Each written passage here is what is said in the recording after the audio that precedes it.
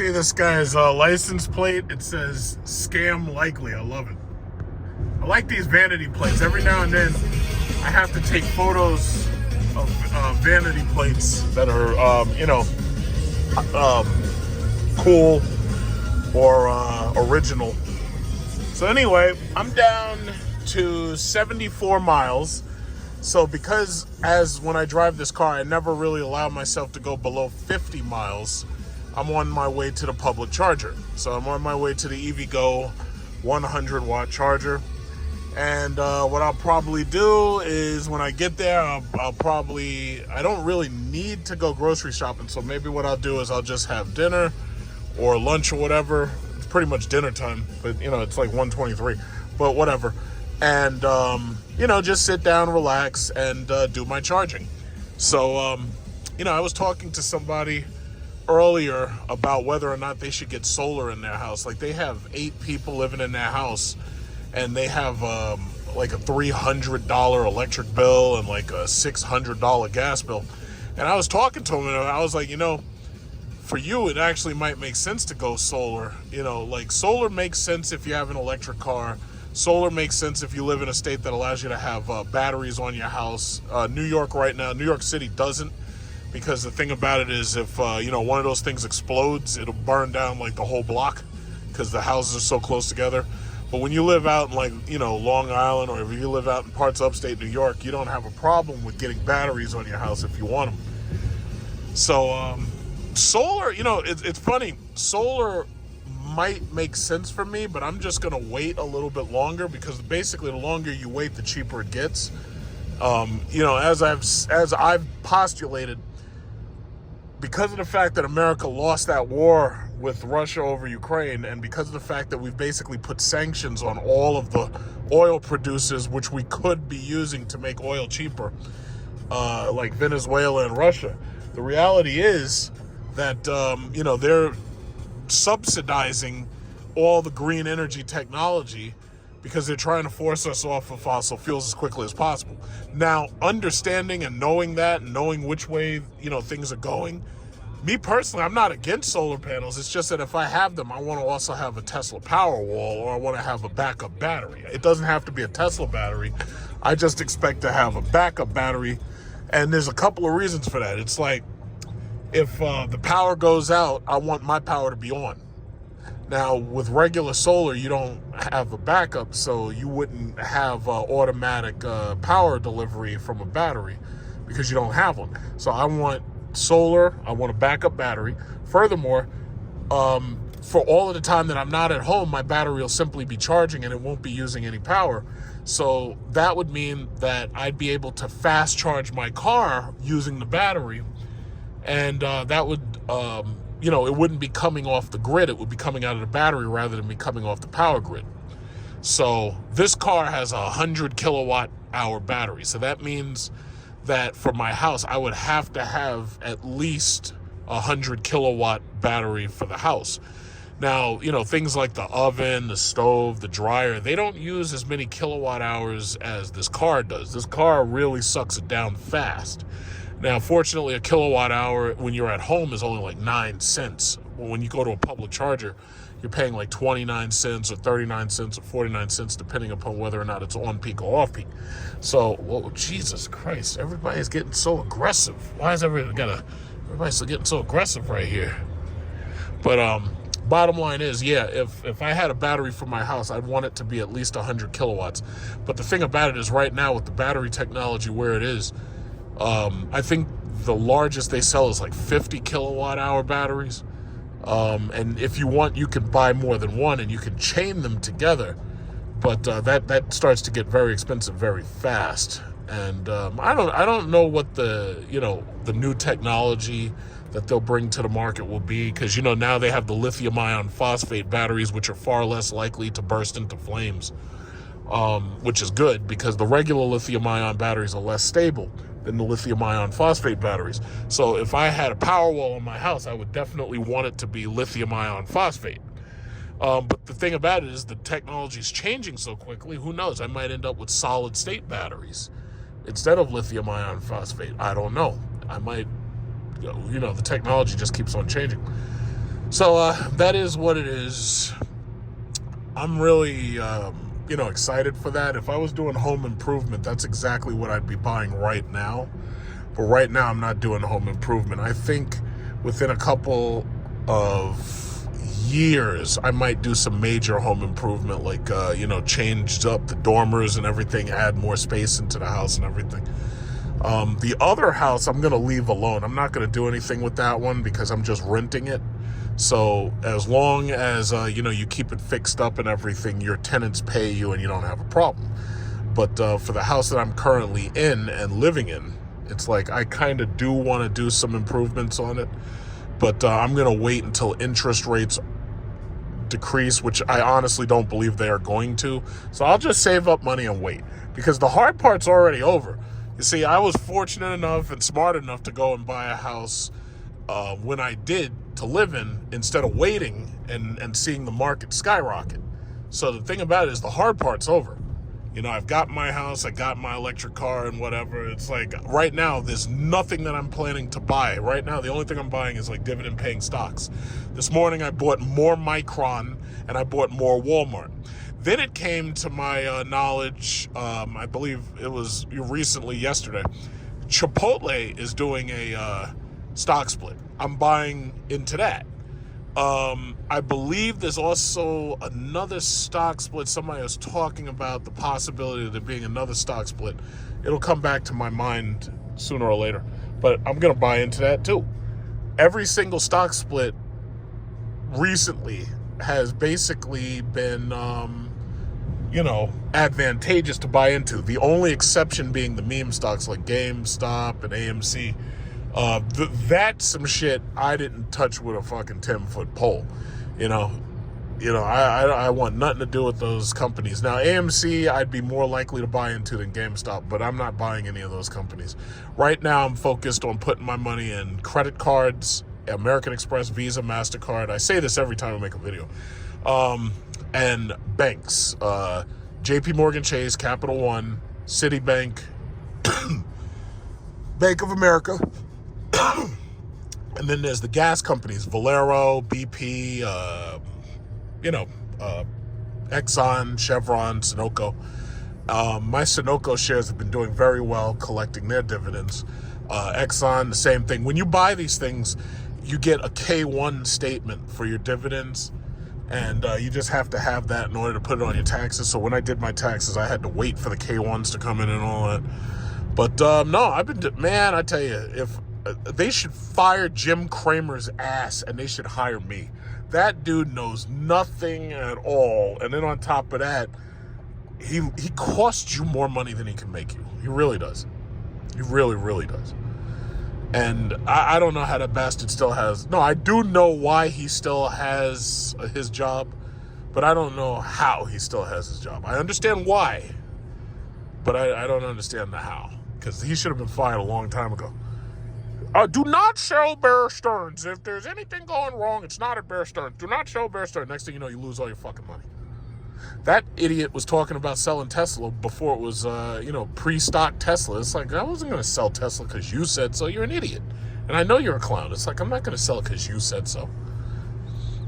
And, it hurts my feelings to see all of these know-nothings who are talking about technology stocks and don't know what they're talking about. This guy has an Alfa Romeo Quadrifoglio. He has the Stelvio Quadrifoglio. I haven't seen one of those in a while. I haven't seen a Stelvio Quadrifoglio in, I don't think ever. You know it is because it has the 4-leaf clover Lucky Charm on it. And I think to myself, what the fuck was Chrysler thinking when they let them Italians try to force all this Italian shit on us? American buyers don't want that stuff. We don't want that stuff. American buyers want their V8. They're not going to get it. The V8's dead. But they're up there forcing all this bullshit, Alfa Romeo Quadrifoglios and Stelvios and Maserati Ghiblis and they forcing all this shit, Quattroporte. Nobody wants that stuff. We didn't want Maserati years ago. That's why it never really ever did well. Nobody wanted the Maserati. Those cars were shit. And they had horrible reliability. They were overpriced. It was like you were better off. Like, I remember when the Ghibli first came out, I was saying back then, I was like, yeah, you're better off just buying a Chrysler 300. It's the same shit in there. Oh, but the engine, it's built from a Ferrari mold. I was like, that doesn't mean shit to me. I don't even like Ferrari. I like Lamborghini. What are you trying to sell me? Quadrifoglio. Car is boring. But bottom line, it's like they tried to force that shit on us, and we basically said no. Now, what's amazing is Stellantis is very profitable right now, which is obviously because, they figured out how to sell morons a $40,000 Dodge Challenger. They figured out how to sell it to you for $250,000. It's like, yeah, what we'll do is we'll strip everything out of it and we'll call it the Demon, and these idiots will buy it. We'll take all the speakers out. We'll say it's fast as fuck, and what we'll do is we'll take everything out of it, and then we'll mark it up, and then we'll give it to the dealers, and they can mark it up even more. And before you know it, it'll be $250,000, and these idiots will buy it. So we made a profit of $210,000. Ha ha ha ha ha. And then they said, hey, you know what we can also do? We know how to make these morons pay $180,000 for a $40,000 Dodge Charger. What we'll do is we'll put hood pins on it, and we'll paint it orange, and we'll call it a Daytona King, and the morons will come buy it. Ha ha ha ha ha ha. And then, sure enough, my Stellantis stock is fuck. I think it's probably $30 a share right now. It was at its highest at 28 that it's ever been. Because if you remember, like, I don't know how long you followed me, but if you remember, I bought those shares back when they were FCA. That was a long time ago, back during like the bailout era. And I held it, and then it became Stellantis. And, I held those, Ford, GM, and now it's basically all-time highs. But you wonder, wait, why is Stellantis profitable when people are literally about to boycott the Dodge Charger EV? And that's because they're making so much money selling these cars with ridiculous markups. I mean, think about that. They took a $40,000 car and they said, yeah, we're going to sell this shit for $250,000. That doesn't even make sense. Like, could you imagine telling somebody, yeah, I bought something for $40,000 and I sold it for $250,000. That's like something you see with fine art. It's like, how the hell did that happen? It doesn't even make sense. Like, somebody'd call you a liar. Could you imagine that? And these dudes are lined up to buy them Demon 170s. Oh, yeah. Take my $250,000. I don't need it. I want my car to do donuts and burnouts. And I want my car to do wheelies. It's like, what? It doesn't even make sense. Got a lot of traffic here. I'm debating whether or not I want to let the car drive itself. A lot of traffic here. A lot of these people. Ugh. It's like, and it's funny because the thing, it does say it's yellow. So it is saying that the traffic condition is yellow. It's not red, but it is yellow. So, I could have the car drive itself, but it's actually easier to for right now, to just drive it myself. I don't have a problem with that. I let it drive itself when I was going into the city this morning. But yeah, that's where we are. That's the state of affairs. So we got some stock splits coming up. I'm preparing my money for Chipotle. Chipotle's damn near $3,000 a share right now. I don't know what it's going to be by the time we get to the split. They haven't announced the day for the split, but I'm going to have my money ready. I want some Chipotle. I'm going to buy, let's see, it's going to be $60 a share. So I'll probably, I don't know, I have to figure that out, because it may be more than $60 a share. I really don't know. But like, when I bought the Walmart split, it was $60 a share. So I bought, 50 shares? And I'll just, I might do the same thing with Chipotle. I don't know how high they're going to go, but I tell you, if I had known Chipotle was going to be such a big thing back in 2009, I'd never even heard of this shit until I started seeing the restaurants. If I had known it was going to be as big as it was, I would have bought it then. But that's what you're doing right now. Right now, you're buying these small companies that are growing fast, especially these AI companies, and you're hoping for the best. For all you know, down the road, you have no idea how big these things could be. I heard NVIDIA was thinking about doing another split. If that is true, yeah, I'm going to do self-driving now. I'm tired of driving.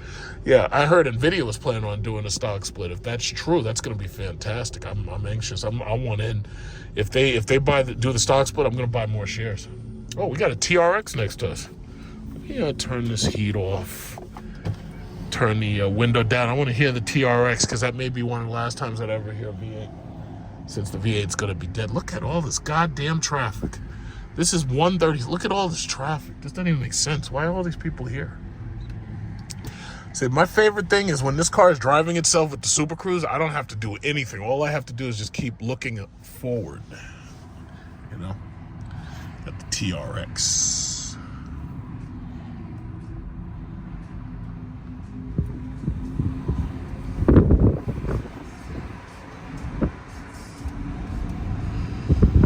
Yeah, he's got to catch back up to me. What is it with this traffic? Don't worry, I'm looking.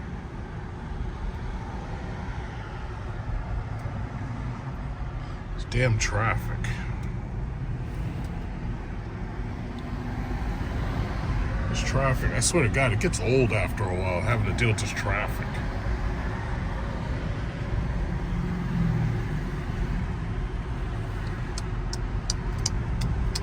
I'm gonna let the TRX come up and just get next to him. Here he is. Wish he'd hurry up. This guy's driving slow. Oh look, $518 was just deposited into my account. Thank you so much. I'm talking about dividends over here. I don't know about y'all, but I'm talking about dividends. How much money did you get from Bitcoin today? I might know this guy.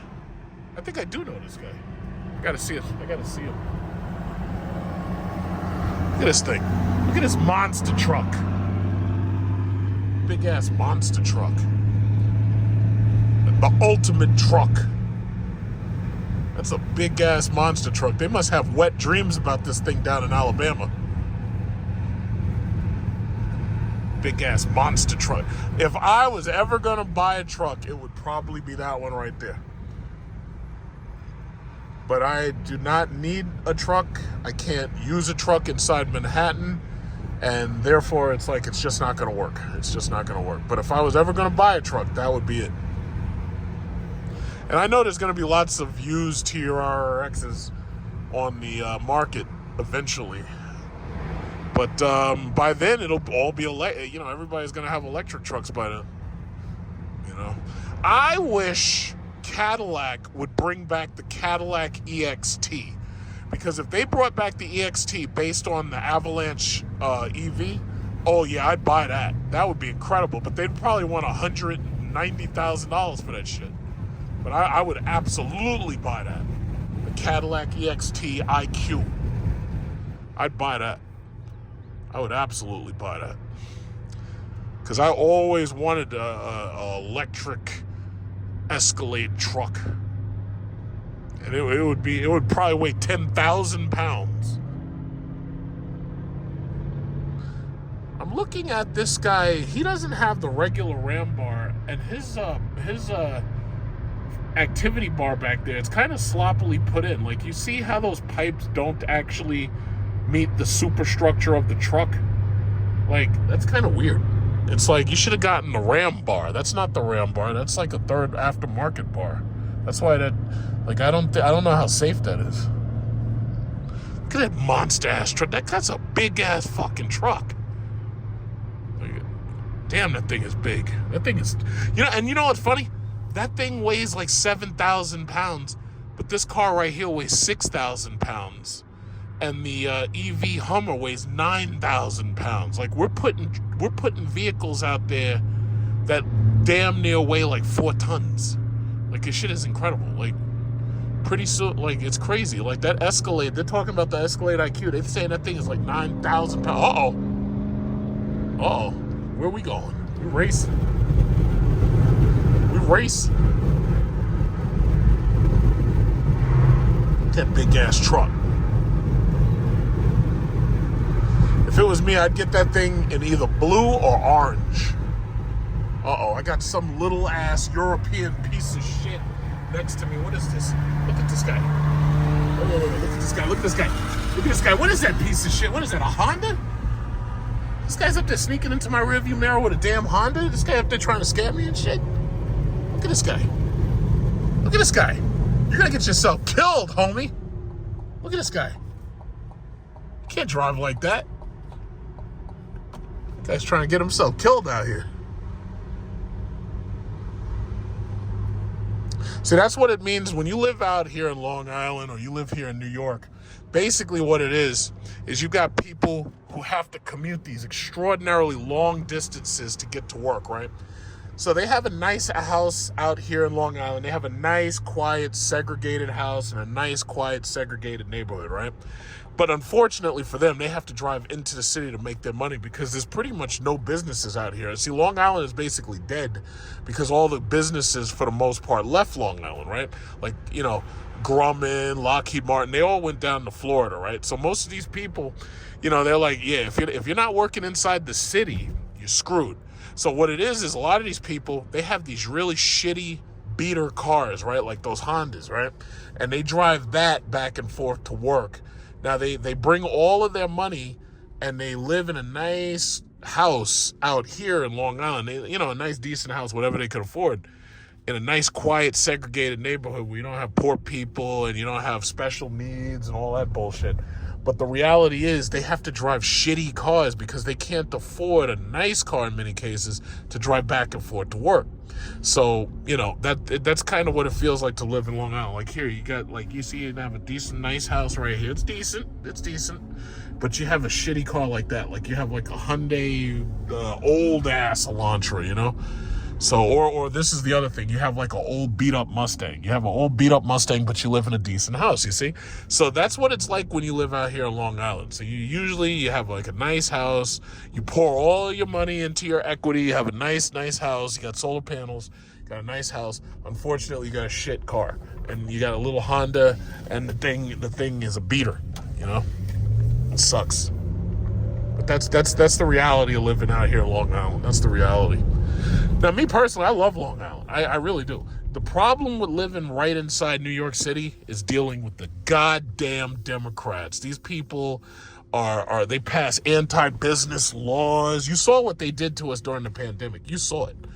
It's like you don't want to live right inside New York City because you got to deal with these goddamn Democrats.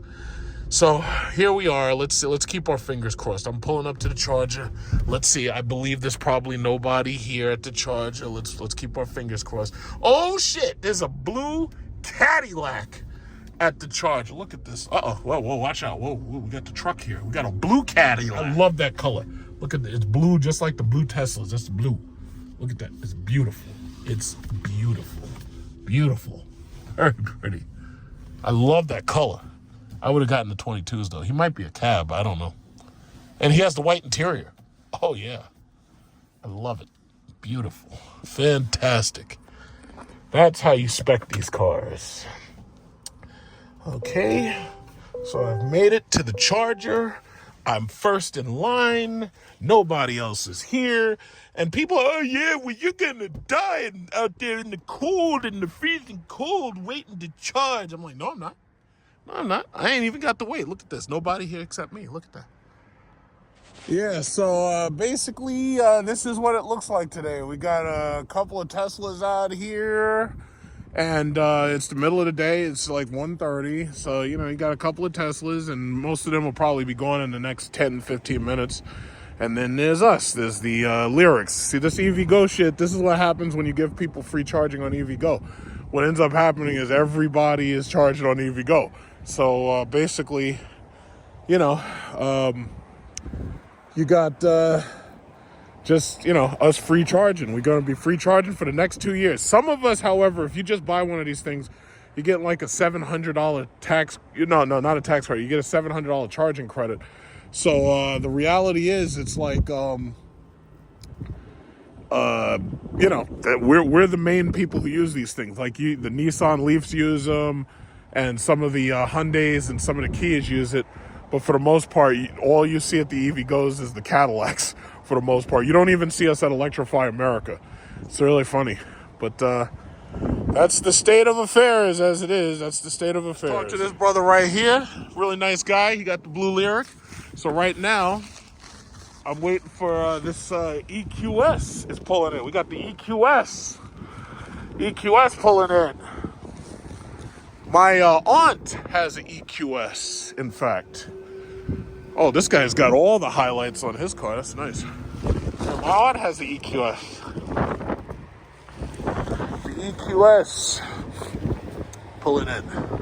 Very nice. Very nice. See, it's kind of like being at a car meet. He got the white interior too. That looks great. Fantastic. EQS. And he's got the EQS 450. That's nice. It's nice. Yeah. This guy's got all the highlights on his Tesla. That's cool. Like 15 to 80 and overhead. So depending on the power of the charger. So at this station with 100 kilowatts, what are you? It'll be a little longer, probably like 45 minutes. 45 minutes? How large is the battery? I don't even know. Oh, okay. I don't know kilowatts.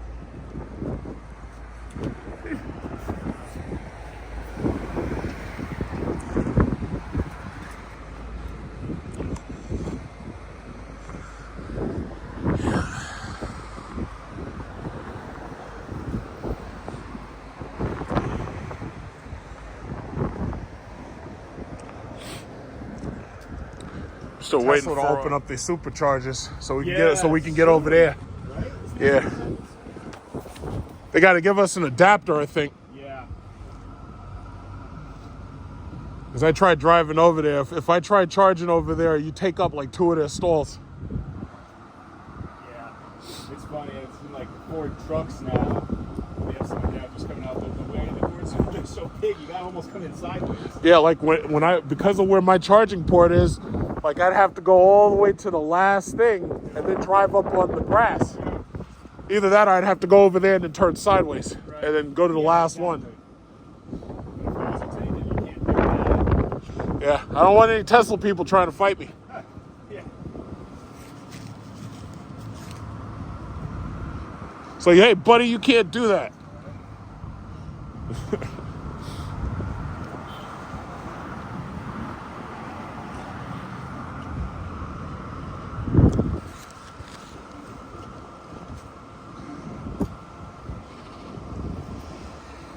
It's nice out here.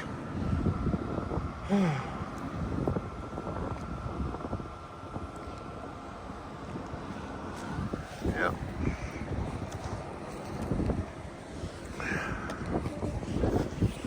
Oh, I just pretty much finished having my little bit of dinner. Now you go over here back to the charging station. No, it's such a simple strategy, you know. So go right back over here, and then vamos, be out of here. Go home, relax. Oh, this is one of those new Mazdas. It's a nice car. I never liked Mazda though, but it is nice. It's amazing we've gotten to the point where we actually advertise the fact that you have an inline six as if that matters. It's like they really got to start taking these badges off these cars. Why the hell would you be telling people you have a 6-cylinder? Like that's it. It's like, hey everybody, I've got hair on my back. It's like, why? I just don't get it.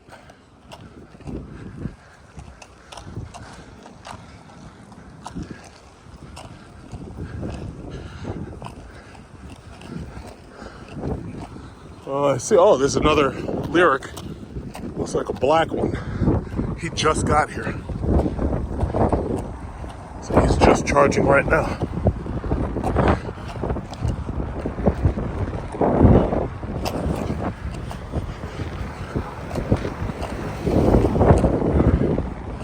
Yep, that's what it is with EVgo. That's all you're going to see is Cadillacs.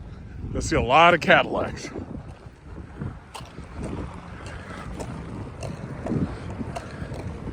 My charge session should be finished, but if it's not, it'll probably only be a few minutes till it does.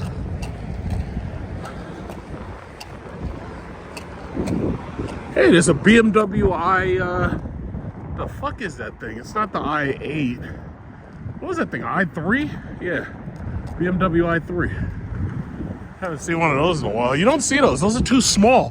BMW is so stupid. Like, why would you make such small ass cars? Nobody want that shit. It's tiny. Little ass cars. I remember when those cars first came out, they were saying, yeah, if you need a gas car, we'll lend you one. Let's see. Okay, yeah. The charging session's almost done. Okay, so we're all done. We're getting out of here. There's just like one Tesla left back there. And we are getting out of here. We are all done. Ready to power up and leave. Alright, so. Okay. Yeah, thank goodness. See, this is why you gotta get here nice and early. Nice and early. But the time that I come, there's nobody here. So I guess that means that everybody who has one of these cars, they're typically not here around 1 o'clock or 2 o'clock or whatever it is. So that's fantastic. I don't know if the day matters that much, but I know either you gotta go really early, really late, or you go in the middle of the day and there's like nobody here. One of the things I noticed about Tesla is they charge more money to charge during like the middle of the day. I don't understand why they feel they really have to do that, because most people would probably be at work, but I guess that's just how the electric company has it set up or whatever. I really don't know. But we're doing good. I would honestly say that, when you don't have to run the heater, you don't have the heated seat on, you don't have the heated steering wheel, I would honestly say that you'll easily clear about 250 miles on a charge. Now, the guy who had that Mercedes EQS, he was saying that he gets about 330 miles. And, I've heard that the EQS actually has a higher mileage range, or I should say, they said the EQS has a very high range, and they said it's actually higher than they advertised it to be. And from what I know, the EQE is also higher than they advertised it to be. But 250 miles is good enough for me. That's pretty much exactly what I was getting in my Jeep. Do I want more range? Of course. Like later on, when they get better batteries and they put better technology in these things, they go to 800 volts and they have, solid state batteries or whatever. I'm pretty sure they'll have much higher range. They'll have much faster charging, blah, blah, blah. But right now, the only thing that you got to watch out for is the public charging. If you're charging at home and you're just driving to work and back home, and you're, if you're charging and you keep the car at least above, let's say, 100 miles of range. If you stay above 100, anywhere between like 100 and say 300, you'd be fine with one of these cars. There's some people who've had Nissan Leafs, and the Nissan Leaf had one of the shittiest ranges there ever was. I think it was like 100 miles. And it's like there's some people who learn to adapt to that, and they were like, oh yeah, this is the best car ever. So if somebody can get, satisfied with just 100 miles, then you think, it's easy to be satisfied with 200 miles or a little bit easier. But again, if you're a road trip, you're probably better off with a minivan, or you're probably better off with one of these SUVs. That's the way I see it. Because again, I've said the same thing. This car has a white interior. I don't want people like messing up my interior. If I'm going on a road trip and family's going with me, we're getting Chrysler Pacifica minivan, and we'll drive that. Just because you don't want anybody to see you in a minivan, all you got to do is tint the windows, and you're good. But that's what I'd be driving for a lot. Like when you're talking about driving New York to Florida, or you're talking about Vegas to California or something like that, that kind of road tripping, I would definitely have a minivan. Oh, is that a statey? Oh shit, that's a state cop. Uh-oh, let me put my hand down. Oh, look at that guy. State police. Is that state police? No, I think he's New Jersey or something. That plate, that's not one of our plates. I don't know what that guy is. Yeah, I'm about to put my hand out. I'm going to throw this car into self-driving. So if he says, excuse me, were you just driving with your cell phone in your hand? I'll be like, no, officer, I wasn't driving at all. My Cadillac was driving. Be like, what are you talking about? The Cadillac was driving. I'll be like, no, officer, I had no hands on it, sir. I was sitting back, relaxed, watching you. my Cadillac was driving itself. And he'd be like, what are you talking about? What are you talking about driving itself? I'd be like, yeah, officer, if you get in, I'll show you. Now, I don't know if cops are allowed to do that. Like, if you're allowed to, let the cop get in the car with you and demonstrate something. But for the most part, I'd be like, yeah, officer, see, the car drive itself. See, officer? The car drives itself. All I got to do is tell it how fast to go, and the car drives itself. And he'd be like, well, that's an incredible piece of technology. License registration, sir. I'd be like, well, no, but sir, I don't deserve a ticket. I was not driving the car. The car was driving itself. I don't know. In fact, I don't know if that's a good defense in court. Like, I wasn't driving. The car was driving. That's one of the things, like, in the future when we have, like, electric cars that drive themselves and they're fully autonomous, it's like you could be drunk and you can get into the car. And when you get into the car will be like, okay, I'll drive you home. And all you got to do is just, like get in there and you're a drunk mess and you're just laying there and the car drives itself, But I don't know if the government will allow that, because they're always just looking to steal money from you by taxing you or fining you. So if they invented an AI car that could literally drive you home if you're drunk, they might be angry at that, because now they can't fine you for DWI or DUI, and they can't charge you thousands upon thousands of dollars. Because that's the crazy thing about technology. It's like the technology is so good that it can outstrip the law, and it can get further than the law has gotten, And then, there's been cops who've pulled people over for having Teslas with the screen in the middle. And they're like, oh, you're not supposed to have a screen or a monitor. You're not supposed to be watching. I'd be like, no, sir. This came with the car. And they'd be like, what are you talking about? It came with the car. And they don't realize and be like, no, this came with the car. And some of these cops don't know the law that well. But as far as I know, if a vehicle is sold in the country and all these features come with it, there's nothing they can say about it. This is a police interceptor from New Jersey? That's weird. Yeah. I was looking away. I gotta look back. See, this thing, because it errs on the side of safety, it will continue to turn off if you don't look forward. They should change the algorithm or something. They should say, yeah, you know what? You can look away for like 30 or 40 seconds or something like that. The algorithm is like 10 seconds. It's like, what if I need to look away for longer than 10 seconds, But anyway, it's still gonna do its thing. It's like, whatever. Yeah, I'm just gonna relax. Get my cuppy soda right here, my iced tea. This is fabulous. I'm sitting back, relaxed, chilling, car driving itself. It's like, I ain't got to do this. I ain't got time for this traffic, man. I'm tired, man. I want to lay back, take a nap.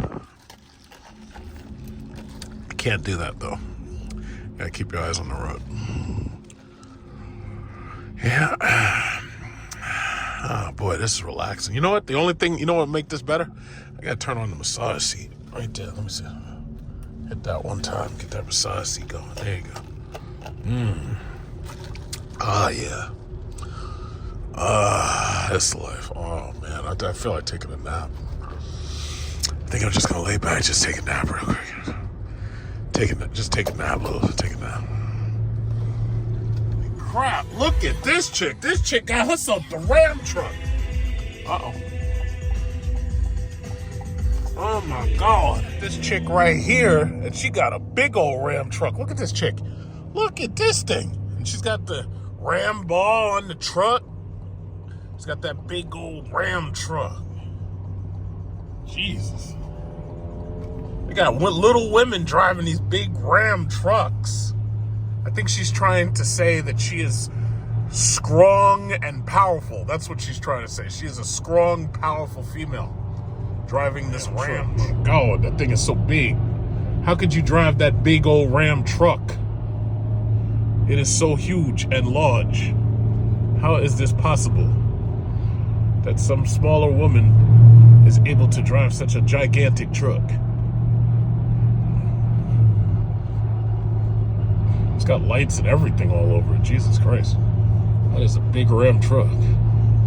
That is a big truck, boy. I'm trying to get closer to her so I could see her handling, but I can't get around these fucking slow ass, goddamn small ass cars.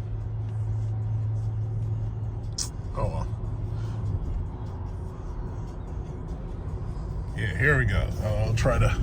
Yeah, I can't fucking get around these fucking slow ass cars. It's incredible. Like, these guys are driving so fucking slow, and then they're in traffic on top of that. And then she's driving slow. Like, she was way behind me. I waited for her to catch up, and I couldn't even wait for her to catch up because she's driving so fucking slow. It's like everybody's driving slow and shit. So, okay, here we go. Look at the Ram truck. Look at it. She's up in there doing a makeup or something. I don't know what she's doing in there. All right. Well, I can't continue to catch up with her because she's just driving so ridiculously slow. So I'm just gonna leave. So basically, the reason why I came was because I wanted to see the order that I placed, because I was looking on the computer and supposedly my order actually came in. And I wanted to actually see it because, I just wanted to see basically what I actually ordered. So my car is the exact same color, Argent Silver. And the interior is obviously white. They call it like Sky Cool Gray or something. But the difference was I ordered a Sport 3. So the Sport 3 had a different color grille or a different design in the grille. And on top of that, it had blacked wheels, and some of the accents on it are dark. So I just wanted to see it. I know it's here somewhere. I just wanted to see it. But it's here somewhere. It's just chilling. Oh, I think that's it right there. I think that's it. Yeah, see, this is another one, but you could tell just by the wheels that that's not mine. I just got to see the VIN number. I think this is it. What is the VIN number? 6930? No, this is a different one. This one I actually saw when I came here, and I actually picked out the Luxury 3. But this one's 6930, so this one's not mine. But this is a Sport 3. So as you can see, it's basically the exact same car. The only difference is the accents are darker. Like, this has blacked out. Well, it has smoke chrome accents. But other than that, it's the exact same car, basically. There's another one behind it. Now, this one has a really nice purplish color. Celestial metallic, I believe they call it. And you could see the color kind of fades from blue towards purple.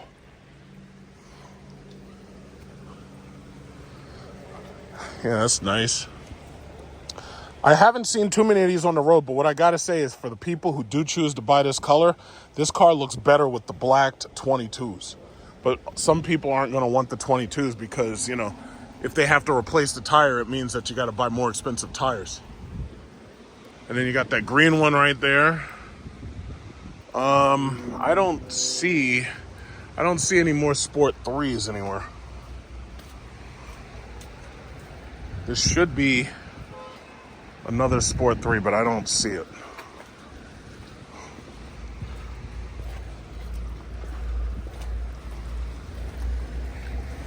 Yeah, they're just moving a couple. See, the thing about it is these lots, they got a lot of these damn things, because the thing about it is you got to move these things around because you got to charge them every now and then. They have plenty of cars. See, this right here is an XT4. And what Cadillac did was they updated the interior. I think I mentioned this before, but they updated the interior to make it more like the Lyriq.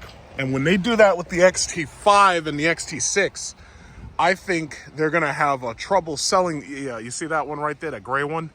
That gray one right there is a Sport 3. I think that might be it. So let me just walk over there.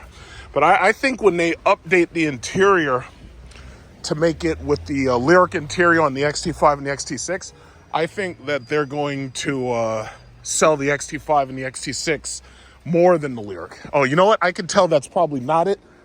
And the reason, well, I could be wrong, but no, that's not it. I could tell because those chrome things are chrome. They're not black chrome.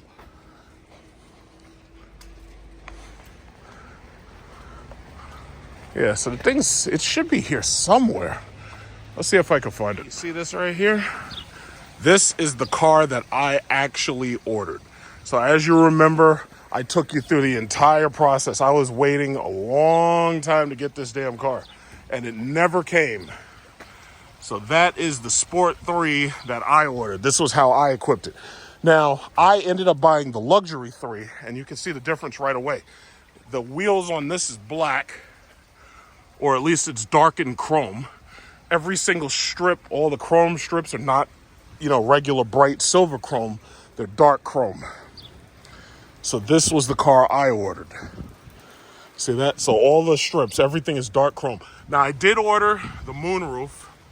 And as far as I know, if you get the moonroof that's powered, it's like you pretty much automatically get a black top anyway, because having a black top is an option on these cars. But for the most part, from what I've seen, it really appears that you get it anyway if you get the powered moonroof.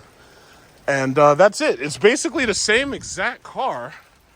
It's just that this one is darkened out in certain areas. So it's really the exact same car.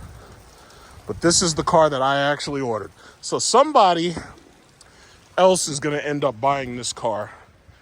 And just so you know that this was mine, the VIN number on this car it ends in 6949. Where is it? Oh yeah, there it is. The VIN number ends in 6949. So again, the difference between this car and the one that I ordered is that my car, I didn't order the 19 kilowatt charger. So the car that I ended up getting has the 19 kilowatt charger, but my car does not. So this is what I would have had if it had come in on time. This car took so long to build and to actually come in. Like, I was really, I had been, you remember, I was waiting for this thing. I ordered this thing, same white interior. Got the speakers in the headrests, massage, heated, cooled seats, Super Cruise. I had ordered this thing with just about every option with the exception of the 19 kilowatt charger. Now, the 19 kilowatt charger, in my opinion, unless you have very high-end charging at home, you probably don't need it. So it's maybe $1,400 that you could save. And in my opinion, unless you really, really, really want a moonroof, all of these cars come with a glass roof, right? But unless you really, really, really, really want a moonroof, I would say you could save $1,500 and not order the powered moonroof. But my car has everything. Like, I ordered it with everything. The 22s, powered moonroof, 19 kilowatt charger, the rubber floor mats. I ordered it with every single option. So whoever buys this car, 6949, whoever buys this car, you're lucky. And, you can send me the shout out when you find out that, that you were blessed by my order. You can 6949. Just remember 6949. That's me. And on this window sticker, you see it says Lyriq Sport 3, exterior Argent, silver metallic, sky cool gray, Santorini blue.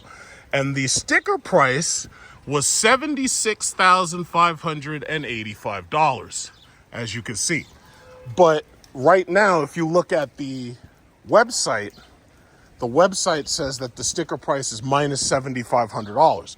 So if you look on the website, this car is being sold at $69,000. So it's like $69,000 even, give or take. Of course, you have to apply taxes to this. But yeah, that's my car right there.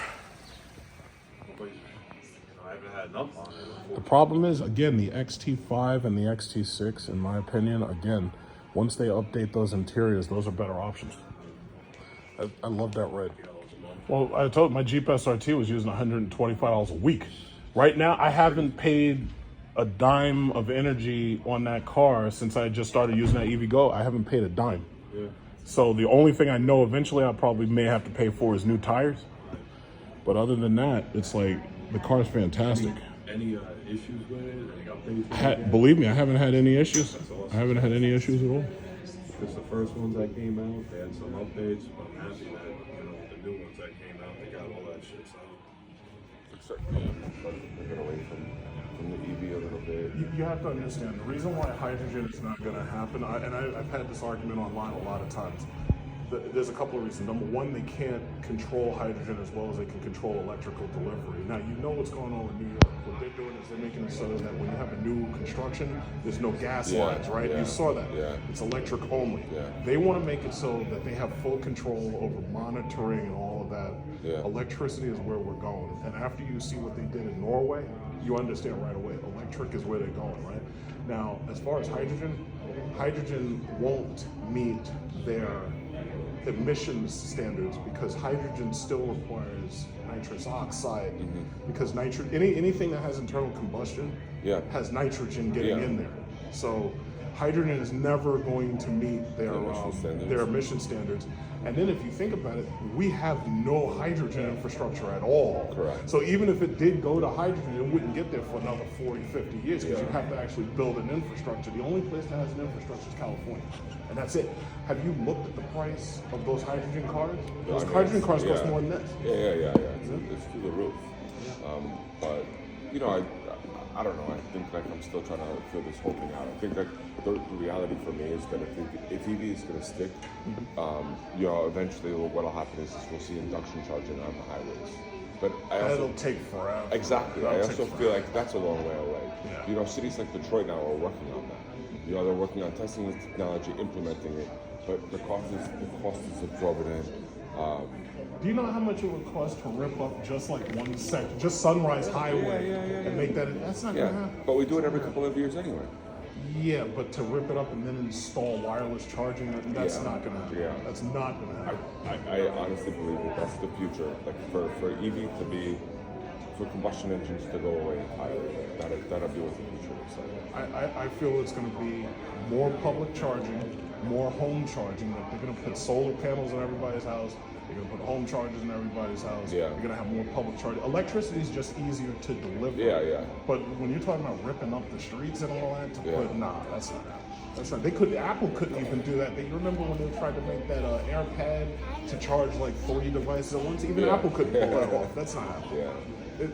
Maybe when we move to the moon, but no time soon. No time soon. But if y'all, do you have a charger at home? No. Yeah, well, you'd have to. What does the charger cost? Well, I got my charging equipment for free, but a charger like mine is about $500 or $600, and the guy installed it. I had a regular electrician install it. It was like $1,000 too. Okay. And again, for the month of February and the month of March, I haven't paid for gas and I haven't paid for electricity because I've been using their free EV Go Pass.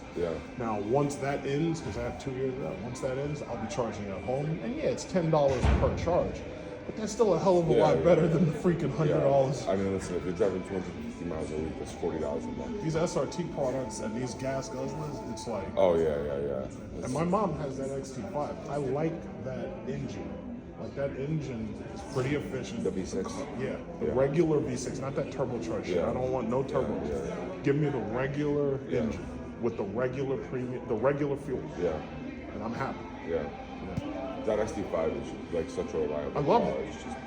She had her car, she's retired. She had her car through the pandemic. She didn't drive a lot, but the only issue she had on her car was after like maybe 30,000 miles, they just replaced a part of the transmission, like a module, and that was it. And then she's happy with her car. She loves it. But she would like this. But, you know, I don't know if she's ready to go electric yet. This is a beautiful car. It's not about this. I'd almost buy this for me. But I bought silver, as you see out there in the parking lot. I'm the one who's parked a little crooked because the guy before me was parked crooked. Well, it's nice to meet you, man. Thank you for your feedback. Chris. Chris? Yeah. Okay. Yeah, good luck. I've heard where it's just a module, and someone said an update cleared it. Yeah, everybody's looking at that beautiful red Lyriq. That is a beautiful car. Like, if my mom ever got a Lyriq, that's exactly what she'd get. Everybody wants that car so bad. I would almost buy that. I love it. I like that color way more than the green. Look at that Jaguar Land Rover. There's a Durango 2021 Hellcat. Nobody wants it. Just sitting right there at this Land Rover Range Rover dealer. So I'm guessing that whoever sold that car sold it and probably bought a Range Rover. That's my guess. And right now, Jaguar doesn't have any cars for sale, so the only thing you could buy is a Range Rover or a Land Rover at the Jaguar dealerships. Supposedly, they're going to come back with all electric cars soon, and that's their near future is all electric cars. So it's like what I said. It's like, listen, yeah, there are problems with electric cars right now, as far as adoption and some people not ready to go electric. I totally understand that, but the reality is the future of these cars in general is going to be electric. And I think it's so funny that I'm looking at all these YouTubers, and all of them are doing video reviews about electric cars at this point, or they're complaining about how, you know, certain cars are going electric and they don't have any control over it. Like, for instance, I think Maxima has discontinued the gas Maxima, and they're coming back with an electric Maxima. So chances are it'll be functionally the same as the Nissan Ariya, with some exceptions, you know. It is what it is. You're just going to have to deal with it. Adapt. So just for comparison's sake, my car that I'm driving right now, the only difference between my car and what I ordered was that my car actually has more equipment because my car has the 19 kilowatt charger. So I have not actually used that charger yet because at home I have an AC charger that for the most part doesn't have a 50 amp or higher fuse. But if I ever did upgrade, or if I ever had to use an AC charger, my car here could take advantage of it, wherein the car that I ordered couldn't take advantage of it because it didn't have that option. Now, if you are planning on getting one of these cars, or you're planning on ordering one of these cars and having one built, me personally, I really don't think that you need the 19 kilowatt charger. I also really don't think that you really need the moonroof either.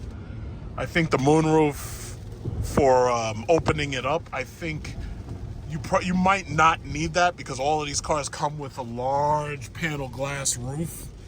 So, I mean, you know, if you want it, you want it. There's some people who are like, yeah, I'm going to order something that's going to have everything in it. No problem, because that's exactly what I am.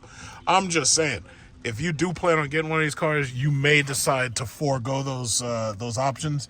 You might decide, yeah, I don't really need those options. So I totally would understand if you did. But other than that, I mean, you know, I'm glad to finally see my car in the flesh. But I'm happy with what I got. Like, this car, I haven't had any issues. I got 3,195 miles on it. So far, so good. It's going fantastic. It's been perfect. It's like people see it on the road. I see like people be looking at it and everything, and people be giving me compliments and stuff. Like when I'm just you know, charging it and it's just sitting still or whatever. I'm like, oh wow, this is a nice car, man. It's like, yeah. But I have to say, Cadillac is really good at styling. Really, really good at styling. But I think. And I was talking to even the dealer about this. I was like, yo, the XT5 and the XT6 are better values because there's some people, again, who are not ready to go electric, and then there's some people who don't want to go electric. And then you've got these people who really do road trips, like drive from New York to Florida and drive from LA to Vegas and all this. Those people, they're going to be the most resistant to going electric. I totally understand that. You know, the infrastructure is getting better. There are other companies that are, you know, starting to build using Tesla version 4 chargers. And they're not Tesla, but they're buying the Tesla version 4 chargers, and they're making their company use those chargers as their infrastructure. And I think that helps. Definitely it helps. But right now, you know, the infrastructure is still in its infancy. It takes time to grow this. It takes time to improve it, you know? It is what it is. Now, as far as what my next car will be, right now it's too early to say, you know, because there's so many new models coming out, and there's so much new stuff coming out, so much new technology coming out. So I have no idea. But whatever it is, it's going to be cool. You know? I love my color combination. Silver with chrome wheels works really well for me. I love my color combination. I do love that red, and I do love that blue. But would I ever buy red for myself? Probably not like that. Anyway, I've had a red car before, and the cops were waiting for me all the time. And they could see you a mile away coming. Like this big red truck right here. It's like the cops can see you like 2 miles away. But the blue was nice. The blue is real nice. Even the Celestial Metallic, I like that too. Would I buy one? I don't know. Silver, I can definitely get behind. But, I don't know. Or I can charge it at the charging stations. It's about 250 miles. So it's like a gas tank car. It's just like a gas tank car. Yeah, so far it's been great. I've had it since January. And they have a lot of different colors. Like the red is beautiful, the blue is really beautiful, but I chose silver because I like silver. It's easy to keep clean. But yeah, it's the Lyriq, and I don't know how well they advertise it, but yeah, it's great. Thank you. Thank you. Yeah, so this lady started complimenting me, and she was trying to take pictures of my car while I was driving. So you can see she has a silver Honda Accord. And she asked me what was the name of this car. Because that's the thing. You really don't see a lot of these on the road. Like, I would say there's not a whole lot of them. Most people probably have the XT5 or they have the XT6. But she was looking at it, and she said she was trying to take a photo of me. And she was asking me a couple of questions about it. Like, what was the name of it and who makes it and all that. But I love this car, man. I don't care what nobody says. I love my car. Is like when I pick a car, I always pick something that, first of all, I have to love it, and then I have to pick something that's unique in a way, you know? I don't want like Me Too cars and shit. Like I don't want something that everybody else has. It was like even when I had my Chrysler 300, yeah, you saw a lot of Chrysler 300s out there, but you didn't see that many SRT models. You know, it's like I always definitely want to get something that, like, you know, when you see it, it's like, oh yeah, that's his car, you know? Because right now, it's like, it's really hard to get something that's original, or it's really hard to get something that really stands out. And you don't want to stand out too much, but, you know, it is what it is. So I was telling her about it, and that's that, you know? So here I am on my way into Queens. Gonna get a haircut, get a shape up, and then get out of Queens as quickly as possible, because it's like you do not want to be over here when traffic kicks up, because traffic seems to already have been kicked up. You know? So yeah, because you know it's a crappy rainy day. It's been raining all damn day. Yeah, and I heard the, it's funny, people go, oh yeah, nobody wants to buy electric cars. Well, Porsche has a brand new electric SUV coming out, all electric. I think it's either a replacement for the Macan or the Cayenne, and they're sold out. You know, everybody can say what they want to say about EV. Most of the people who don't understand it and have never driven one, they don't understand it. But the reality is these things are moving. And it's really called market penetration. Over time, more and more of these cars will sell. Over time, these cars will punch upwards into the market, and they will make more penetration. And over time, more charging stations will be there. And I really believe that by 2060, gas cars are going to be a thing of the past. Now, some people, oh yeah, well, I'm going to keep my gas car forever. I'm like, yeah, well, you try to do that. Let's see how easy it is for you to get parts down the road. Let's see how easy it is for you to afford a gas guzzler. Now, if you have a regular unleaded using car, yeah, chances are that probably will stick around for a long time. But when it comes to these premium fuel gas guzzlers, it's like those days are numbered, because a lot of those cars, you know, they have engines that are very high maintenance, unsustainable, and they will bankrupt you. A lot of these cars literally will bankrupt you, especially these high performance cars, because those are the only ones anybody wants. Nobody wants a non-performance car. Everybody wants a high performance, brightly colored, flashy car. And the reality is, if you're going to get a premium fuel guzzling car, that's going to cost you a lot of money. Now, you can get high performance out of an electric vehicle and it not cost you an arm and a leg. But that is the decision that you're just going to have to make. You know, I could have bought whatever I wanted. I could have bought me a red-eye Hellcat. I did not want that. I could have bought a Trackhawk. If I could have found one new, I could have bought it new. If I could have found one used, I could have bought it used. I did not want that. I did not want that. It's like I see the trend and I adapted to the trend. And this is what the trend is, and this is the direction the trend is taking us. So it is what it is. Now I'm wondering if there's going to be cops waiting right here, because there's usually cops. These goddamn pigs be waiting right here, and if you're going higher than 50 miles an hour, they come to get you. They come to get you. So you see this? You see this van? Usually right behind this van. Well, let's see if they're here today. Let's see if they're here. Nope. There's a different Dodge Charger. They're not here today. Yep. I figured. I was wondering. It's like usually they be waiting right there. They're usually waiting right there. They trying to get you. Can't let them get you. You can't let them get you.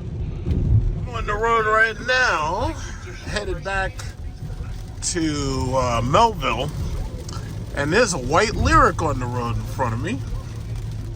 So this guy is just, you know, I like driving behind cars like mine because this way I have an idea of what my car looks like on the road.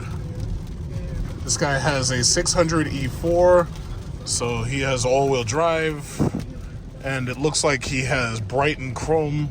So, you know, so basically he has a luxury. It looks like he has a luxury model, but I think he has like the 19-inch wheels. He doesn't have the 22s. Either that or he has 20-inch wheels.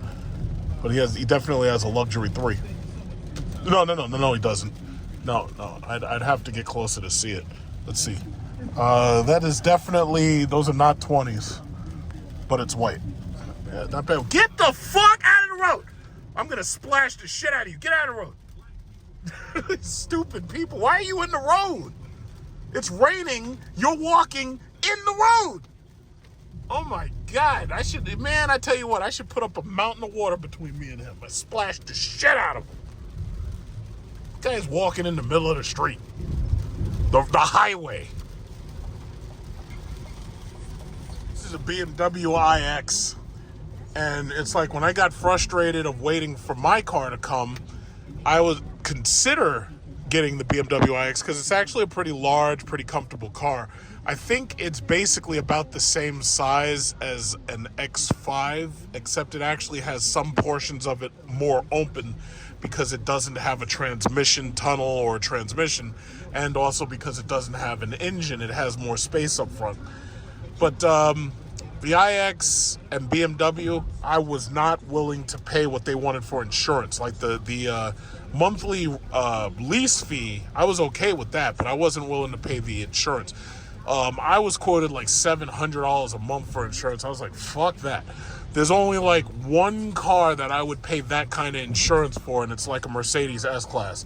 Something that's $110,000. That's it. Anything less than $100,000, there's no way I would pay that kind of insurance on it. I think my maximum number is like maybe $300 a month per car. And even right now, I'm not paying, what is it? For both of the cars that I have, the Jeep SRT and this car, I'm close to $600, but I'm not exactly at $600. I'm about $10 to $15 less. They keep on saying, oh yeah, well you can just go to defensive driving. It's like, I'm not fucking doing no defensive driving. Shit, my record is better than most of the records for these damn cops out here.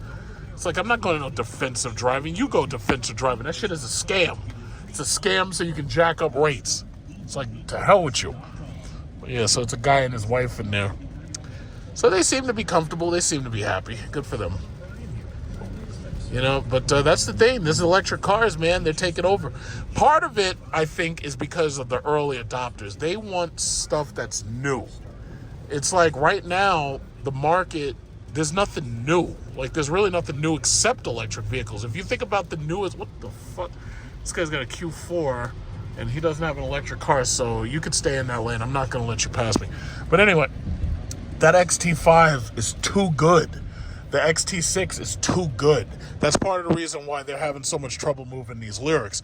And the dealers don't understand it. Like, these things are sitting on the lots, but the reason why they're sitting on the lots is because those XT5s and XT6s, those cars use regular unleaded gas. They're naturally aspirated V6s. The XT6 carries a bunch of people, like I think it's 6 people or 7 people. The XT5 carries 5 people, and they're pretty big, pretty spacious. And again, they're so good until it's really hard to make a case against them. And that's the mistake that I think GM made. Now, I think the Chevy Blazer might move pretty well because the Chevy Blazer, like fully loaded, is like $60,000. So you can get all the stuff I have, the heated, cooled seats, I don't think you get the massager, but you get the Super Cruise self-driving. And GM is basically putting that in all their cars. And I'm like, yeah, that's fantastic. But guess what, GM? What you need to do is you need to make Super Cruise a standard feature of all your cars. And then what you need to do is, if you really want to charge people for it, you make it a subscription. So you make it so that they have it, and as soon as they want to subscribe to it, they pay you per month for it. But that's the best way to go. Because the problem that you're going to have ultimately is your older cars, especially your older gas aspirated, naturally aspirated V6s, those cars are just too good. The XT5 uses regular unleaded. That XT6 uses regular unleaded.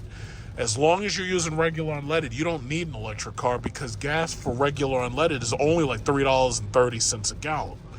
But when you step up to premium fuel, like with these stupid turbocharged engines, when you step up to that premium fuel, now you're paying $1 more per gallon. So now it starts to eat into people's gas budgets. But they're just going to have to figure it out. But, oh, you know what? Forget it. Forget I said anything. They're the geniuses. They're the geniuses who've gone bankrupt, not me. I've never filed bankruptcy. They know more than me. I'm sure they know everything. They know more than me. So, forget I said anything. What's that right there? This is I can't see it. This is a BM, no, wait, I can't see it. It's a Mercedes. Yeah, they blacked out all the shit. Can't really see it too well. Yeah, those GLCs, the GLC coupes, GLEs, GLE coupes, those are nice cars. I had never wanted one of those, though. I mean, they're nice, but I don't like that. I don't like those. They're Me Too cars for rich women.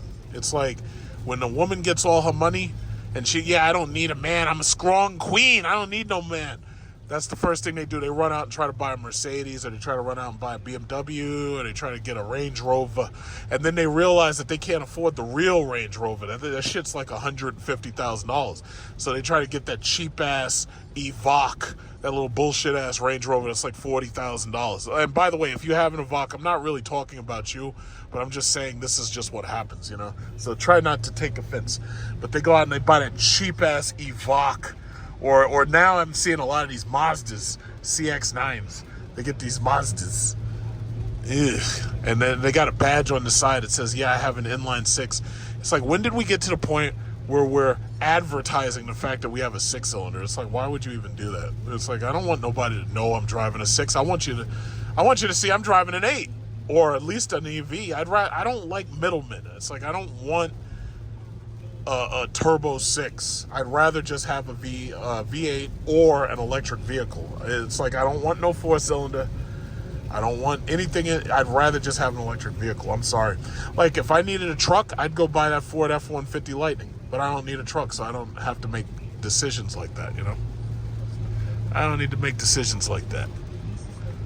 And believe me, they're not that great decisions. You see these people with these Escalades? Those Escalades are luxury cars, man. Those things are like $120,000. They cost more than Mercedes S-Classes at this point. Look, there's another one right behind me. There's a black one right there, and then there's a white one coming up on my side. These people drive these things like buses. They're like buses. These are buses. Now, me, I don't want the gas Escalade. I want the electric Escalade. But it's going to be a while before that comes out, so we'll see what happens. It's going to be a while. I think I'm not going to see electric Escalade for about a year or two. These things are buses. This guy's got the ESV. It's like, that is a big-ass bus. Buscalade. And if you can't afford the Escalade, then they get these right here. They get these little Tahoes, the Suburbans. If you can't afford that Escalade, that's what you get, the Suburban. Look, that thing got a big dent in the side of it. Damn. You gotta be careful, homie. You gotta be careful how you drive. You don't run into people. That big old dent in the side of your car. Buscalades. I got 2 of them right here. Pearl white. And then there's a Ford Expedition right there. Look at this Ford Expedition. Ford Expedition. My uncle has one of those. He's got that Max Platinum and everything, and it's got everything in it. It's actually a very nice truck. If I had to buy a SUV, yeah, I could do a Ford Expedition, but I don't have like 5 people in a family to drive anywhere. And furthermore, if I was doing road trips, I would be in a minivan. I'd have a Chrysler Pacifica minivan with the long-term warranty on it, and that's what I would do if I had to drive these really crazy distances. When you're talking about New York to Florida, that's a long distance. I'm not trying to pay for premium fuel.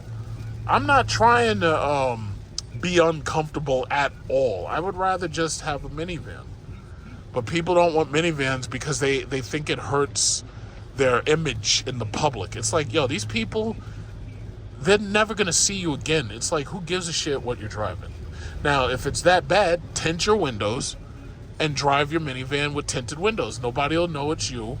And then you'd be comfortable, your family's comfortable, everybody's happy. Your kids don't give a shit if you're driving a minivan. Your kids are staring down at their phones like they got Down syndrome. All your kids are doing is on TikTok because my government won't ban it. So your kids don't even know where they are. If you ask them where are you right now, they don't even know. They don't look at the signs. When I was a kid, we looked at the signs. We looked up. These kids are staring down at their phone playing goddamn Fortnite, or they act like they got Down syndrome. They don't even know where they are. You ask them what planet you're on. Earth? Mars? I don't know. Yeah, they don't know. Because they're staring at their phones. It's like they don't care that you're driving a minivan. They don't have a sense of image. Most of them will never be able to afford cars anyway. Generation Z, most of these kids, they're not making loan payments on anything. They can't even afford rent. They can't afford cars. It's like the only thing they can afford is to keep you paying their cell phone bill. And you're stupid enough to keep doing it because you're a shitty parent. My parents never bought me a cell phone. I bought my first cell phone. I had a Motorola StarTAC. I had to work for what I got. The rest of y'all are living on welfare and shit. I had to work for my StarTAC. But this is the mistake y'all make. It's just like my story about the Eagles. When the Eagles think that the Eaglets have gotten to a certain age, they're like, nah, it's time to get him out of here. He has to go be an Eagle. So they stop bringing him food. They stop paying his cell phone bill. They stop paying the Eagles' cable bill. And they're like, nah, you got to get out the nest. You got to go be an Eagle. You know, it's so funny. I forgot about the fact that I don't have to drive this car. Look at that. You see that? One button right there. All I got to do is push that button. Look at that. Boom. Car is fucking... Uh-oh. Let me get back in the lane. I got to wait till it turns green. It may have trouble seeing these lines, but boom, right there. Car driving itself. Look at that. I ain't got to wash. Well, I work too hard. That's what I work for everything. I ain't got parents pay my cell phone bills, pay my rent. I work too hard. Let the car drive itself. See where all that money I spent went. Let the car drive itself in the rain. We are a little slow, so let me just speed up just a little to 60 miles per hour. Yeah, there we go. That's right. Let me, I need a massage. Hit that massage button right there. Teslas don't have no massage button. You bought that Tesla, you ain't got no massage button. What happened? Look at this. Look at this. Look at this up here. You ain't got no massage button. Where's your massage button, Tesla? You'll make people pay $150,000 for them played modes. You ain't got no massages. Look at that. Up and down my ass crack.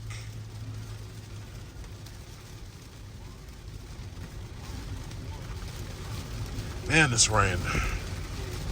I hope it breaks up, but from what I heard, it's supposed to rain all day. And on top of that, I heard in some other states it's snowing a lot. Like they're getting a lot of snow.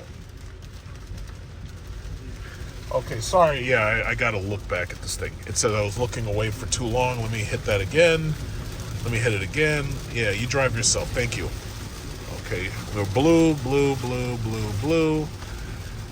Blue is standby. That means it's acquiring the road. Now it's green. There we go. I say the GM would really make me happy if they changed the tuning and they said, okay, you're allowed to look away for like 30 seconds.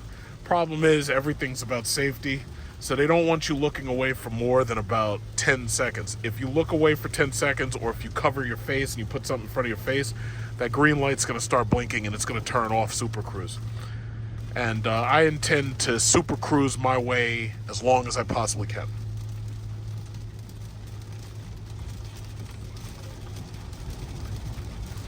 That is the coolest shit in the world. I wonder what my grandparents would say if they could see that now we have cars that literally drive themselves and use electricity. They don't use gas. I wonder what my grandparents would say about that. You know, it's funny. When my grandparents were my age, they were being promised that by now the cars would be flying cars. None of that shit happened. The most we got is some cars that use AA batteries now.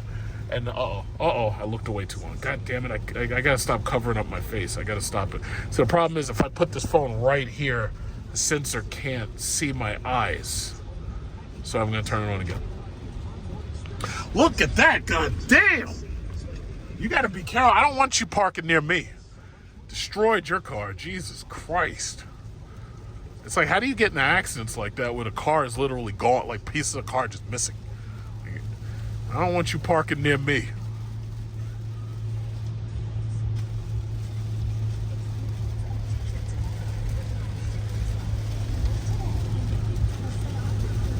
Guys destroying their cars, my God.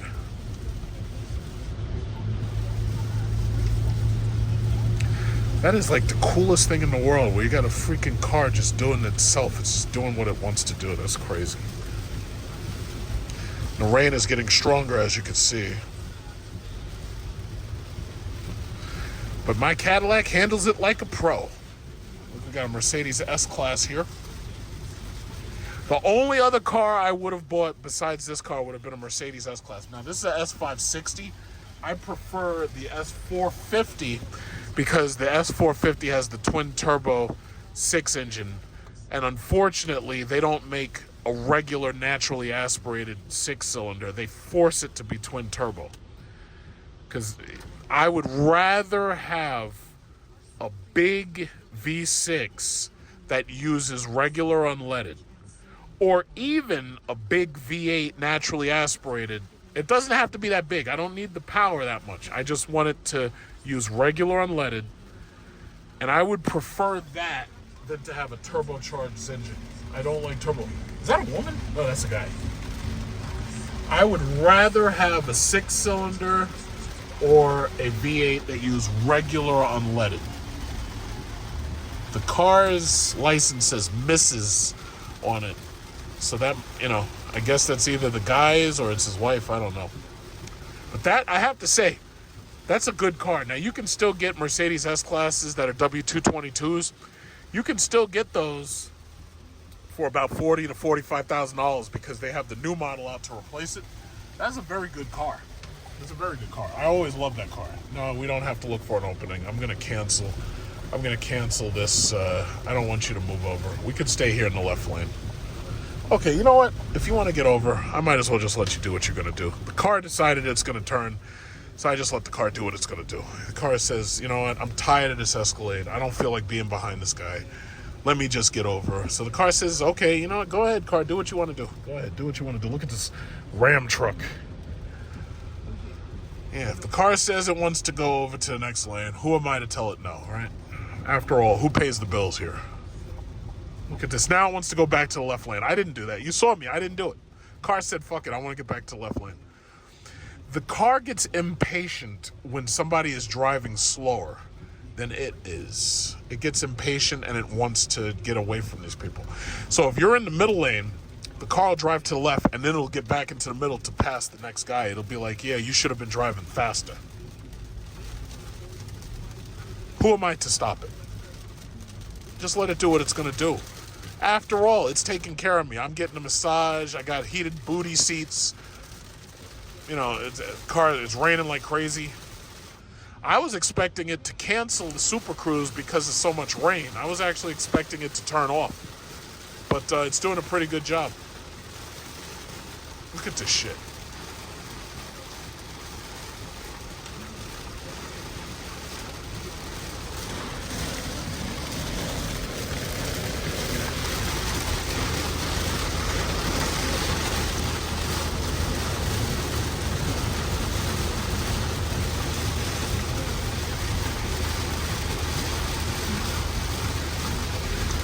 Yes, it's an amazing piece of technology.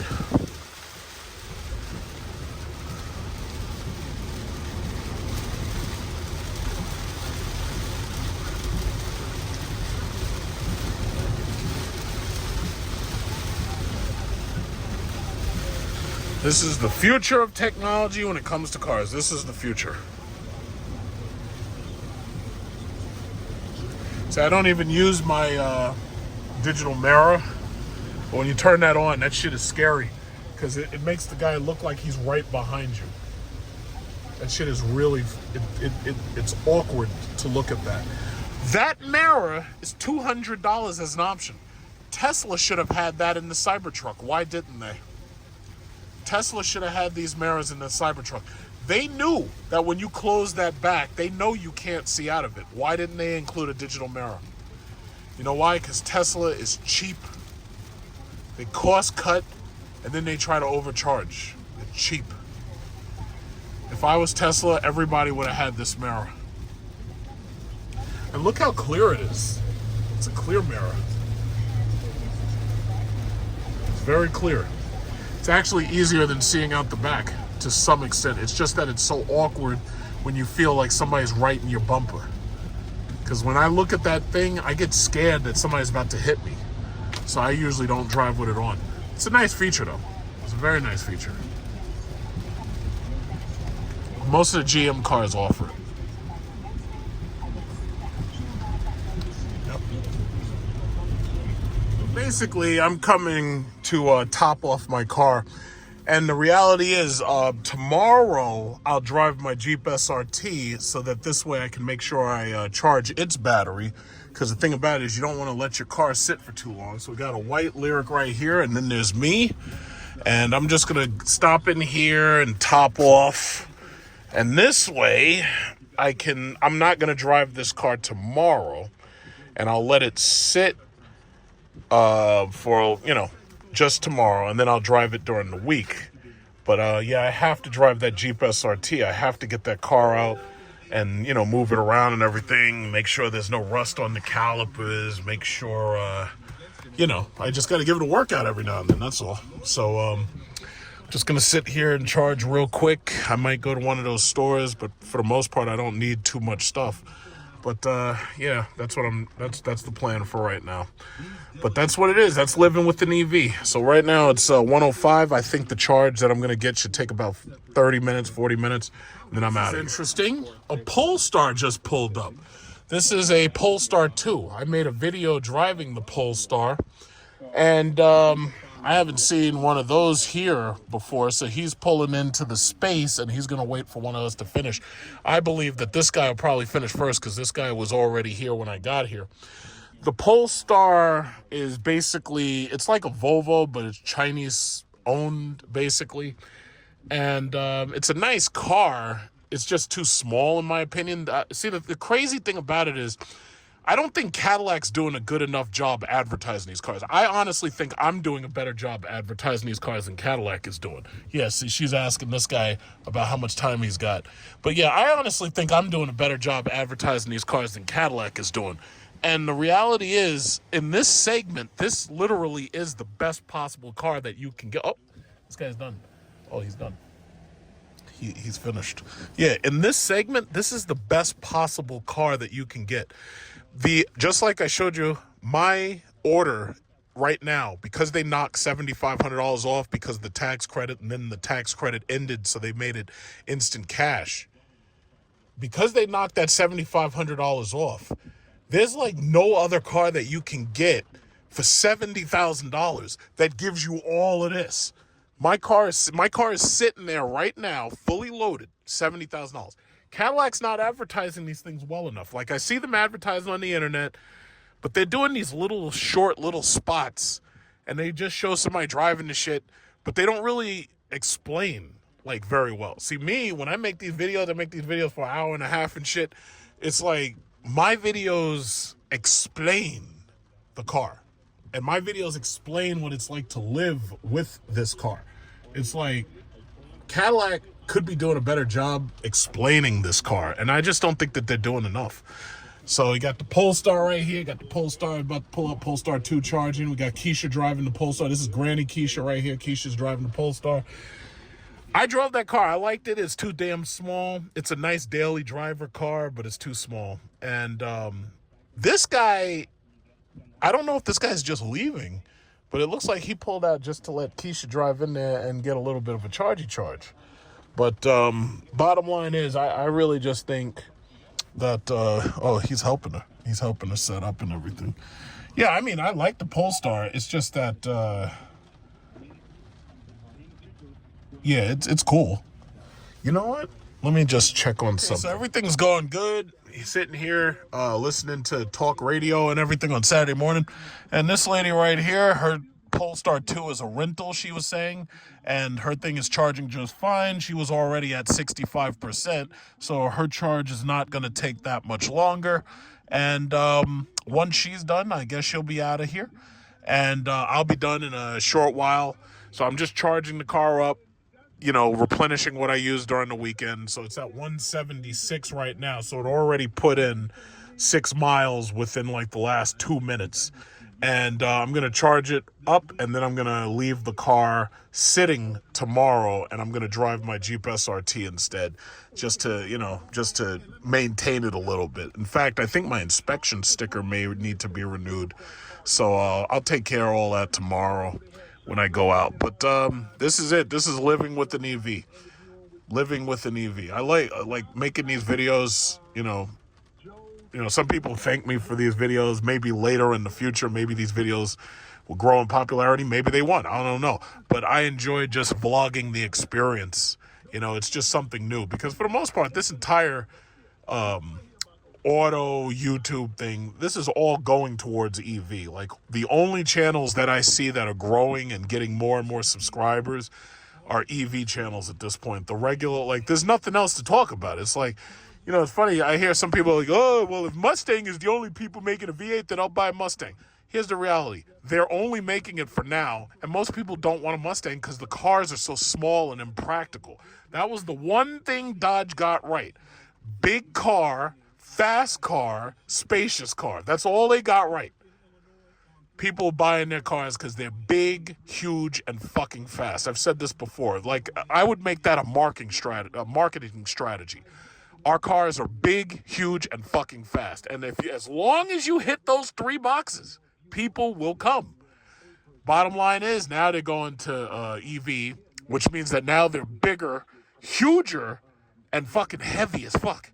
So, you know, that's what you're left with. I'm sorry, that's what it is. But all these I'm listening to these auto YouTubers. All they're doing is talking about Dodge. They fall into like 4 categories. They're either complaining about the dealerships. Oh, the dealerships are marking up the price. Oh my God, they said it was $170, but now it's $5,000. Marking up the prices. These guys are complaining about the price of the dealers. Now, you saw some of these YouTubers, I'm not going to name names, some of them just mentioned that there was a situation where there was somebody who was complaining about the dealer, and the dealer got on the social media. He said, shut the fuck up. Like, he literally typed that. So the dealers have had it. But on top of that, you got these other YouTubers who are constantly stealing police videos, and they're putting those on as their content. Now, I don't know if there's copyright issues with that, because these police precincts or YouTube itself, the terms of service might say, yeah, well, you're not allowed to show police videos or something. So you never know when that could flip. Then there's the other ones. And all they're doing is they're complaining about the Charger EV. When the Charger EV comes out, all of these EV enthusiast channels are going to get their hands on those cars and they're going to review them and this, that, and the other. Basically, it's going to be like, if you want it, buy it. If you don't want it, then just, go about your business. Nobody cares. And that's what it's really going to turn into. Because for the most part, those cars, EV enthusiasts are going to buy those cars. Dodge enthusiasts want nothing to do with them. And just as you see, this is the lifestyle of somebody with an EV. Whether you got the Tesla or whether you got the EV Go, you're here charging a car, and you've got to dedicate at least 2 hours a week to charging your car. Now, some people, I'd never do that. I would never do that. Just give me my old V8. Give me my old V8.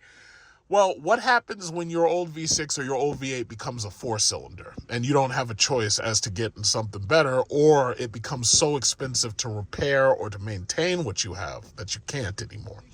That's the question you have to ask yourself, because that's ultimately what's happening and that's what's coming. So it is what it is. So here we go. I'm going to be done very soon because I'm already at 188. I'm already done. If I really wanted to, I'd go in and get some Dunkin' Donuts, or I could go get some... I'm not going to get any food today because I just went to Walmart. I did a little bit of shopping, and I can make dinner later, or I could get food later. It's like I'm not going to eat here. It would be nicer if they had more like fast food, or they had other options, but they have some decent options back there. They got Japanese, they got Chinese, they've got Turkish that makes the halal food. Then they got Dunkin' Donuts, and then they got what is it? Vietnamese pho restaurant right there, and then they have a crab shack. So they got plenty of options. It's just that right now I really don't want any of that. What I might do, however, is I might walk over to the Dollar Tree, since you heard they're closing up some Dollar Trees, but this one does a lot of business over here. That Dollar Tree does a large amount of business right there.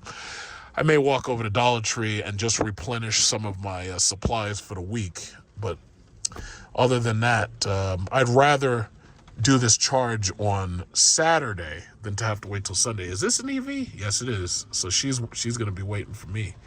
So I may talk to her and I'll tell her, it's like, yeah, I'm going to walk over to Dollar Tree and buy some stuff. And it's going to take me, a little while. And I may let her know that, just so she understands, But that's the thing. See, right now, there's only 2 cars. Two out of the 3 are charging. The question is, what happens in the future when there's more cars waiting? Now, once Tesla opens up that charger network, problems are mostly solved for now. But they're going to have to grow these networks, and they're going to have to grow these stations. They're going to have to put more stations at people's houses. They're going to have to put more stations on the road. Once they take care of that, problems are solved. So she finished. She put in her charging point, and she's on her way out. And now comes this Kia Niro. So this Kia Niro is going to come on up. So this is good. So she what I noticed is on her, I was talking to her for a second. They set the max charge on that car to 90%. So once it got to 90, she was ready to go. So now here goes the Kia. So Kia should be able to pull up right now. And she can get herself some charge, and everybody's happy. But again, there's only 2 chargers here. Like I've reported to EVgo that you really, really need to get more chargers. So until they get more chargers, it's like, we're stuck with just 2. And I think there's 1 in Brooklyn, and I think there was like 1 somewhere in Fresh Meadows. But nah, the reality is Tesla has a perfect setup. And that's the sad reality. You got to have at least 4 or 5 of these things. And I'll say it like this: if you have even 4, and you space them out maybe by like 10 miles each, and you have 4 every 10 miles, that would do a hell of a lot more than having 2 in the middle of the county. Like, that 2 is just not enough. I'm sorry. Hyundai did the smart thing. Hyundai basically copied a lot of Tesla's design decisions, and they just did it their way. But one thing you got to appreciate about Hyundai was that they put the charger either directly in front of the car, or they put it directly in back of the car. By doing that, they literally avoided this issue that we're having, where if you try to charge, you damn near have to take up like 2 stalls, because as I demonstrated with my car's port is over here, but the cable on that thing is way too short to reach my port. So if I wanted to charge on that last charger, I would literally have to pull up onto the grass in order to be able to use that charger right there. Now, the only other charger I would use is the one that's all the way at the far end. And what I would do is I would drive in sideways so that my car is parallel. As long as you use the last charger or the last charger on this side, you can kind of avoid having to take up 2 stalls. But that's ultimately the problem. GM, Ford, who else? Polestar, as you saw, most of these companies have put their charging port next to the driver's fender. When I think about Kia and I think about Hyundai, they actually did the smart thing. They said, no, you know what we're going to do? We're going to put the charger right smack dab in the middle of the car. So that means you can back right into the charger, or you can park forward into the charger. Now, I think the most logical thing to do is really that, because this way you get cars that are ready to drive out and all of the cars are going to back in. So I would think that if you put the charger right in the smack dab in the back of the car, like maybe above the license plate or something, or below the license plate, that actually makes a lot of sense. But the reason why they probably don't do that is because there's a hatchback, and unless you put it like lower in the bumper, they probably don't want any moving parts there. Okay, fine. If that's the case, then it makes more sense to put the charger in the front of the car just like that. And this way you just plug in straight to the front of the car. That probably makes more sense. If I'm not mistaken, the Nissan Leaf is designed that way. And, you know, I haven't been to South Korea in a while, but from what I remember, the charging cars that they had, the electric charger cars that they had, they were pretty much the exact same ones we see here from Kia and Hyundai. I think over there they still have Daewoo cars driving around, and they also have a couple of other Korean brands. But basically, Kia and Hyundai run the place. So, you know, everybody else is going to do it just like they did it. I hope that more car manufacturers, when they do move to the Tesla standard, I hope that they'll either put the charger in the rear middle or the rear front. Or I mean the front center or the rear center. I kind of don't really like where Tesla has their charging plug, which actually makes me wonder, why didn't Tesla put their charger in the rear bumper and run the wiring through the rear bumper? But Tesla didn't do that. I'm actually a little bit surprised that they didn't do that. But if that was me and I was a Tesla designer, I would have put the thing smack dab right in the middle of the back of the car. But I don't know what the future car designers are going to do. I'm not sure how they're going to design these things, but we'll just have to wait and see. I was having a little bit of an issue, so I told her that she should call them and have them reset the charger for her. So she was having a little bit of issue. And then I noticed that a Mustang GT Mach-E has just pulled up. So that Mustang Mach-E is probably going to be in my stall as soon as I'm done. And he just pulled up. In fact, wait a minute. Ford gave them adapters. In fact, you know what? Look, I see another Mustang Mach-E right here. I don't think he's coming to charge right now. But Ford just gave them adapters for the Lightning and for the Mustang. So I'm wondering if this guy has the adapter. This guy might actually have the adapter. Yeah, I think, see, this is what I'm talking about. This is perfect. He's demonstrating for us. He's not waiting for my stall. He's about to use that Tesla stall. So what he did, the smart thing that he did, was he pulled up to the very, very last charger. And you see how he's parked sideways. And yep, there he is. He's got his adapter right there in his hand. And he's plugging in his, see, he forgot. You can't forget, bro. You can't forget. So you got to plug the Tesla charger into the adapter, and then you put the adapter into the socket. So boom, there we go. Everybody's happy. Perfect. So when Cadillac gives us the adapter, we are going to be able to do the exact same thing. Or I should say GM will give us the adapter. So once GM gives us the adapter, which I don't expect that to happen probably for another, 6 or 7 months, maybe even a year, we'll be able to do the exact same thing. That's fantastic. That is fantastic. You see, we're getting there. It's going to take some time. The EV infrastructure is in its infancy.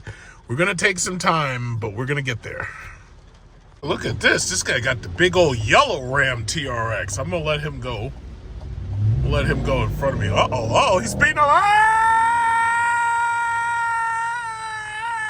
Get out of here.